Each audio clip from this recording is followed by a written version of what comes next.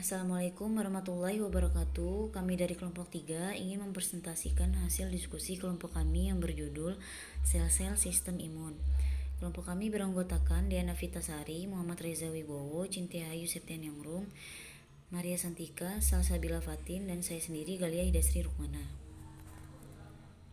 Definisi: sistem imun merupakan sistem yang sangat kompleks dengan berbagai peran ganda dalam usaha menjaga keseimbangan tubuh. Seperti halnya sistem endokrin, sistem imun yang bertugas mengatur keseimbangan menggunakan komponennya yang beredar di seluruh tubuh supaya dapat mencapai sasaran yang jauh dari pusat. Untuk melaksanakan fungsi imunitas di dalam tubuh, terdapat suatu sistem yang disebut dengan sistem limforetikuler. Sistem ini merupakan jaringan atau kumpulan sel yang letaknya tersebar di seluruh tubuh. Misalnya di dalam sumsum tulang, kelenjar limfa, timus, sistem saluran napas, saluran cerna, dan beberapa organ lainnya. Jaringan ini berfungsi atas bermacam-macam sel yang dapat menunjukkan respon terhadap suatu rangsangan sesuai dengan sifat dan fungsinya masing-masing. Dikutip dari Royd DKK 1993, Subowo 1993, dan Krisno 1991. Sel-sel yang terlibat dalam reaksi imun diantaranya limfosit atau sel B, sel T, dan sel NK, fagosit atau neutrofil, eosinofil, monosit, dan makrofag, selasesori atau basofil, sel mast, dan trombosit. Limfosit, sel B memiliki fungsi untuk memproduksi antibodi dalam tubuh. Sel T secara umum membantu melawan bakteri yang hidup di intraseluler, virus, jamur, parasit, dan tumor. Sel T helper berfungsi untuk mengaktifasi fagosit untuk menghancurkan mikroba yang telah difagositosi oleh fagosit ke dalam vesikel intraseluler.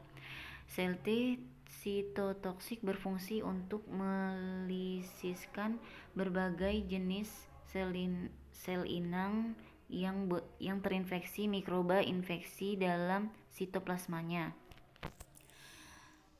Sel ini berasal dari bone marrow, namun maturase dalam timus. Sel NK atau natural killer dapat mengenali sel yang terinfeksi dan memberi respon dengan membunuh sel-sel ini dan dengan mensekresi sitokin yang mengaktifkan makrofag. Fagosit, neutrofil berperan dalam memakan atau fagositosis bakteri dan fungi atau patogen kecil di awal infeksi. Misalnya ketika ada bakteri masuk ke dalam tubuh, maka eutrofil benar-benar akan memakan bakteri, bukan hanya menghancurkannya. Eosinofil berperan dalam melawan parasit besar. Contohnya cacing, helminthus. Makrofag berperan untuk menghancurkan mikroba dalam darah dan jaringan serta membantu penyembuhan jaringan dan inflasi. Asesori, basofil, dan sel muslosil berperan dalam respon alergi dan inflasi. Contohnya seseorang yang alergi terhadap makanan, maka tubuh akan merespon dalam bentuk gatal dan bercak atau bintik merah pada kulit. Sel mast, sel yang berasal dari bone marrow yang bereaksi ketika ada benda asing yang masuk ke dalam tubuh. Sel trombosit berperan dalam usaha tubuh untuk mempertahankan keutuhan jaringan bila terjadi luka. Macam-macam sistem imun. Sistem imun bawaan. Sistem imun yang sudah ada sejak lahir dan sebagai pertahanan pertama. Jenis-jenis sistem imun bawaan yaitu ada barir atau pelindung, sel darah putih, molekul kimiawi. Sistem imun adaptif. Cara kerjanya adalah ketika sel imun bawaan gagal menghalang patogen masuk ke dalam tubuh, maka sel imun adaptif sudah mulai siap untuk menyambut dan menyerang patogen tersebut.